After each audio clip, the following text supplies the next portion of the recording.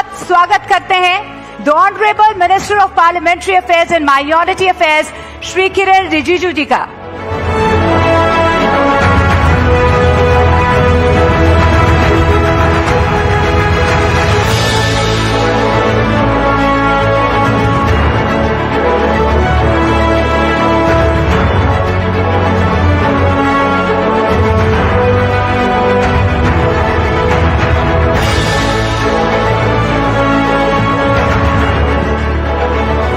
जोरदार तालियों के साथ अभिनंदन करिए केंद्रीय मंत्री किरण रिजिजू जी का। रिजिजू जी नमस्कार, कैसे हैं आप? अभी तो ठीक ही बोलना पड़ेगा। नहीं, ठीक ही लग रहे हैं, क्योंकि देखिए एक के बाद एक सांसद अपनी पार्टी छोड़ रहे हैं। एक ऐसी पार्टी में जुड़ गए हैं टीएमसी के सांसद जिसके अभी तक का एक नगर जिसे कहते हैं ना, एक काउंसलर भी नहीं था। और आज शिवसेना उभाटा के भी 6 सांसद उन्होंने एनडीए में अपना विलय कर लिया, यानी शिंदे सेना में अपना विलय कर लिया है। हो क्या रहा है? आप तो ठीक ही होंगे, बहुत अच्छे होंगे। पार्लियामेंट्री अफेयर्स आप मिनिस्टर हैं और आपका नंबर बढ़ता ही जा रहा है, बढ़ता ही जा रहा है, बढ़ता ही जा रहा है। इतना अच्छा माहौल है, आप कहां पॉलिटिकल बात करके माहौल खराब कर रहे हैं? तो ये सांसद सारे माहौल खराब करने के लिए आ रहे हैं या अच्छा करने के लिए आ रहे हैं? पार्लियामेंट में तो हमारे साथ लोग ज्यादा जुड़ेंगे तो हमको तो अच्छा लगेगा ही। ऐसी कौन सी फेविकोल आपने ले रखी है? मैं कोई फेविकोल की वकालत नहीं कर रहा है, फेविक्विक है कि सब आप ही के पास आके जुड़ रहे हैं? ऐसा नहीं है, वो अच्छा काम करेगा तो सब पसंद करते हैं। अब देखिए, अच्छा काम तो वाकई आपकी सरकार कर ही रही होगी, तीसरी बार रिपीट हो रही है। लेकिन क्या आपको लगता है कि पहली बार बंगाल जीता, टीएमसी टूट गई, सांसद विधायक ममता बनर्जी का साथ छोड़ गए हैं, क्यों? आपको मेजर कारण क्या लगता है? बीजेपी अच्छा काम कर रही है, वो अलग बात है, लेकिन अचानक विपक्ष का समाप्त होना क्या लोकतंत्र के लिए बेहतर है? ऐसा नहीं है, पॉलिटिकल सर्कमस्टांसेस होते हैं। इंडिया सब मालूम है, पार्लियामेंट्री डेमोक्रेसी है, यहाँ चुनाव होते हैं। और पार्लियामेंट्री डेमोक्रेसी में कोई चीज फिक्स नहीं होता है, वो तो कभी जीतेगा, कभी हारेगा, कभी यहां जाएगा, कभी वहां जाएगा। यहां कोई मिलिट्री रूल तो है नहीं। जहां मिलिट्री रूल डिक्टेटरशिप होता है तो वहां एक जगह में बैठते हैं। डेमोक्रेसी में कोई किसी को बांध के नहीं रख सकते हैं।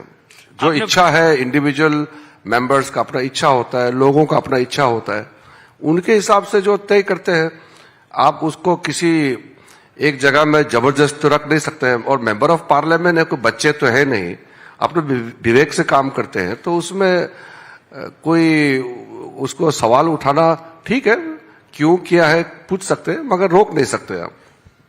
वैसे आज बहुत सारे कलाकारों को भी यहाँ पे जुड़ना है, बड़े सारे बॉलीवुड एक्टर भी आएंगे इधर। एक गाना है ऋतिक रोशन की फिल्म का, मैं यहाँ चला मैं वहां चला, मैं जहां जाने कहां चला, लेकिन आज के पॉलिटिकल सिनेरियो में फिट होता है, मैं सिर्फ यहाँ ही चला, यानी आपकी तरफ ही चला। अच्छा है ना, तो हमारे पास और लोग जुड़ रहे हैं। लेकिन संजय राउत का एक बहुत सनसनीखेज दावा है। उन्होंने क्या बोला, मैं उस पर बाद में आऊंगा। उन्होंने बोला कि 15-15 करोड़ रुपए का ऑफर दिया है भारतीय जनता पार्टी ने और एनडीए ने, और मतलब बेसिकली उन्होंने एनडीए पे आरोप लगाया है कि 15-15 करोड़ का ऑफर दिया है और उसी ऑफर को लेकर वो आ रहे हैं। ऐसा नहीं है, ये तो उनका आदत है कहने का। हम लोग इस तरह से पैसे लेन देन से राजनीति नहीं करते, हम लोग अच्छा काम करते हैं। पैसे से अगर राजनीति कर रहे तो सबसे अमीर आदमी ही प्रधानमंत्री बनेंगे। यहां तो हमारा जो पद्धति है उसमें हम पैसे का राजनीति नहीं करते हैं। हमारा सिद्धांत है, हमारा प्रिंसिपल है, अच्छा काम करें, हमारा आइडियोलॉजी में चले, जो जुड़ना है हमारे साथ जुड़ सकते हैं। लेकिन पैसा दे करके खरीदना आपने कभी सुना नहीं होगा। हम लोगों ने जिंदगी में इतना चुनाव लड़ा है, हम लोग कभी पैसे दे करके चुनाव नहीं लड़ते हैं। एक दौर था, आप अटल जी के साथ भी आपने काम किया, अटल जी की सरकार 1 वोट से गिर गई थी।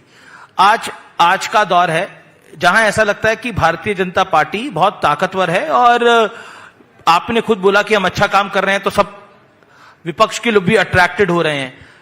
क्या आपको लगता है कि दौर बदल गया है? आज की बीजेपी और पुरानी बीजेपी में फर्क था? क्या कहना चाहते हैं? आपने अटल जी का शासन भी देखा, मोदी जी का शासन भी आप देख रहे हैं। मैं तो मैंने अटल जी के साथ में भी काम किया, मोदी जी के साथ तभी मैंने में सवाल भी पूछा। काम किया। समय बदल गया ना, पार्टी वही है। जब वक्त बदलता है तो परिस्थिति भी बदलती है। उस समय कोई सोशल मीडिया नहीं था, टेलीविजन मुश्किल से 4-5 चैनल थे। उसके बाद में काम करने का कार्यशैली, पद्धति सब अपना एक उस समय का अलग था। आज का परिस्थिति में अलग हो गई। जब मैं पहले बार चुन के आए तो आज के 50% लोग तो पैदा भी नहीं हुए। तो आज हम लोग राजनीति में आने के बाद, मैं पार्लियामेंट लोकसभा एमपी बनने के बाद आधा से ज्यादा नए जन्म लिए, तो उनका तो पूरा आउटलुक चेंज हो गए। तो आप कैसे एक्सपेक्ट कर सकते हैं कि हम वैसे ही काम करें जो अटल जी के समय में काम करते थे? समय के साथ चलना होता है। और आज तो डिजिटल दुनिया में हम लोग भी स्पीड मेंटेन करना पड़ता है। तो अगर हम नहीं बदलेंगे समय के साथ, तो हमको ही बदल देंगे लोग। तो समय के साथ हमको भी बदलना होता है। लेकिन संजय राउत का आपने ऐसा हाल कर दिया कि वो गालियां निकाल रहे हैं, और मैं ये सिर्फ बोलने के लिए नहीं बोल रहा। आपने शायद वो वीडियो रिकॉर्डिंग देखी होगी जिसमें उन्होंने पत्रकारों के सामने बाकायदा गालियां निकाली हैं। वो तो आपके कुछ पत्रकार साथी आए थे, मैंने बोला कि हम लोग तो टिप्पणी नहीं करेंगे ऐसे चीजों में। उनको मैंने राज्यसभा में देखा है, संजय राउत राज्यसभा का एमपी है। मैं देखता हूं कभी कभी भाषण करते हैं तो उनका गलत शब्दों का इस्तेमाल करते हैं। हम मोटे मोटे सबको बताते हैं कि सभ्य भाषा, एक सिविलाइज्ड लैंग्वेज का सबको पालन करना चाहिए। पब्लिक डिस्कोर्स में हम कैसे व्यवहार करते हैं, लोग उसको देखते हैं। लेकिन अब वो कह रहे हैं कि मेरी पार्टी के सांसद ही छीन लिए, मैं क्या करूं, मेरे पास ऑप्शन ही नहीं कोई बचा। तो उसका मतलब थोड़ी ना गाली देना होता है। वो गाली देने से तो सुधर नहीं जाएगा ना, पर ये एक काम सुधरो। ये आप लोगों पे भी तो सवाल खड़ा होता है कि आपने क्या हाल कर दिया उनका, वो पब्लिकली गाली निकाल रहे हैं। अरे उनके एमपी उनको छोड़ रहा है तो हमसे क्या लेना देना उसमें?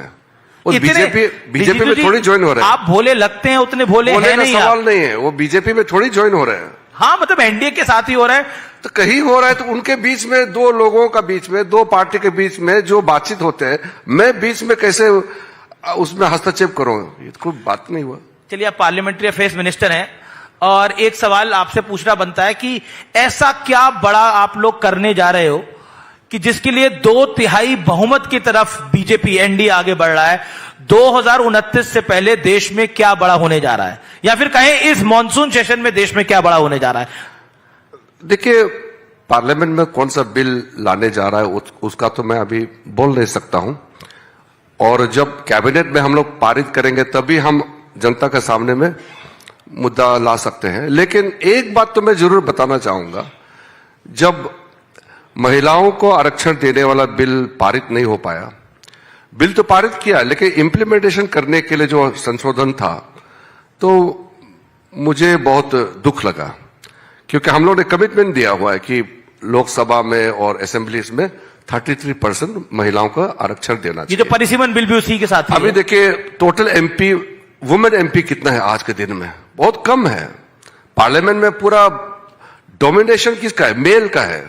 आज जैसे आपके यहां में तो बहुत महिलाएं दिखाई दे रहे हैं। पार्लियामेंट में हम चाहते हैं कि कम से कम 33% अगर महिलाएं बैठेंगे, वो तो रिजर्व होना चाहिए। उसके बाद में और भी चुन के आएंगे तो 50% से भी ज्यादा हो सकते हैं।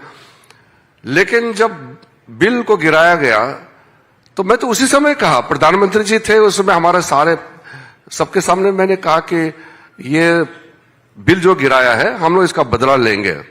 और तो हम उसी का बदला लेने की तैयारी है। बदला मतलब हम जो हमारा बिल को गिराया पार्लियामेंट में, उसका बदला मतलब हम एक दिन जरूर पारित करेंगे।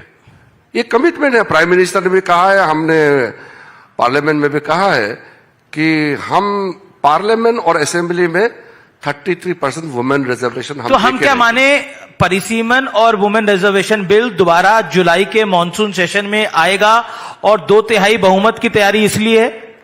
देखिए, अभी कैबिनेट में कोई हम लोगों ने चर्चा नहीं किया है, तो कब लाने जा रहा है वो तो मैं नहीं बता सकता। पर 2/3 बहुमत की तरफ तो एनडीए आगे बढ़ रहा है।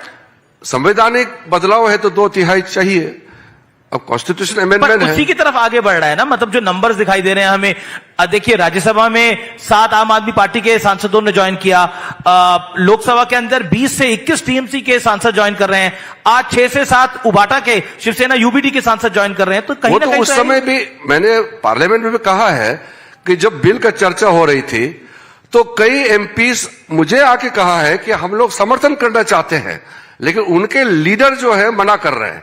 कांग्रेस के कम से कम 7-8 एमपी मेरे पास में आए कि राहुल गांधी ने मना किया हुआ है कि इस बिल का विरोध करना है। तो वो दिल से तो समर्थन करते हैं। अब आप कह रहे हैं कि कांग्रेस के भी 7-8 एमपी आए, तो कांग्रेस के कितने जाने वाले हैं, ये खुलासा तो कर जाइए।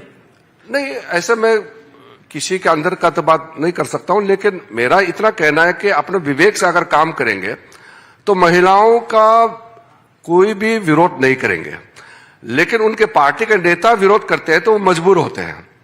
तो अगर उससे लोग बाहर आते हैं तो हमारा क्या आपत्ति है? जी, मेरा इतना ही कहना है। अब ओम प्रकाश राजभर भी एक एनडीए के घटक दल है, वो कह रहे हैं समाजवादी पार्टी टूटने वाली है। नहीं, इतना भविष्यवाणी करना ठीक नहीं। उन्होंने ही बोला है। अब मुझे नहीं मालूम उसका। अच्छा, एक सवाल, राहुल गांधी ने कहा है कि हम 2024 का चुनाव हम हारे नहीं हैं, 2029 का चुनाव हम जीत चुके हैं। तो 2029 में चुनाव कराएंगे या फिर राहुल जी को सत्ता सौंप देंगे? हार जीत हमारे हाथ में तो है नहीं, जनता के हाथ में है। कहने से क्या होता है? जी बिल्कुल। आखिरी सवाल, देखिए ये अमृत रत्न है, तो एक सवाल मैं आपसे पूछूंगा चलते चलते, आपकी राय में देश का अमृत रत्न कौन है? आपकी राय में देश में कई अमृत रत्न है, एक दो गिन करके बताने का कोई संभावना नहीं है। इतना बड़ा देश है, दुनिया का सबसे आपकी नजर बड़ा में? लोकतंत्र है, सबसे बड़ा देश है, सबसे ज्यादा जनसंख्या है, तो लाखों लोग ऐसे हैं जो मिलकर देश बिल्कुल बिल्कुल। लेकिन फिर भी अगर आप वाकई देश का अमृत रत्न किसको मानते हैं? देश की सेना को मानते हैं, देश के किसानों को मानते हैं, मजदूरों को मानते हैं, खिलाड़ियों को मानते हैं, किसको मानते हैं? ऐसा कहना ठीक नहीं है। मैं विशेष करके एक मंत्री हूं, मैं किसी एक को मैं कह नहीं सकता हूं। ठीक है, सबका योगदान होता है। समाज तो एक आदमी और एक जाति, एक धर्म से तो नहीं होते हैं, सब मिलके बनाते हैं। लेकिन जो भी हो, मैं आपका न्यूज 18 इंडिया को मैं बधाई देता हूं। आप लोगों ने ये अच्छा किया। मैंने देखा है बहुत ही रिनाउंड पर्सनालिटीज लोग मिलकर के चयन किया है और अमृत रत्न अवार्ड आप लोग दे रहे हैं। मुझे तो अभी नाम मालूम नहीं किसको आप देंगे, लेकिन मैं बधाई देता हूं। और जो आप लोगों ने चयन करने का जो प्रक्रिया अपनाया है, बहुत ऑथेंटिक है और बहुत इसका स्टैंडर्ड है। ये बहुत अच्छी बात है। जी, बहुत बहुत धन्यवाद आपका हमारे साथ जुड़ने के लिए।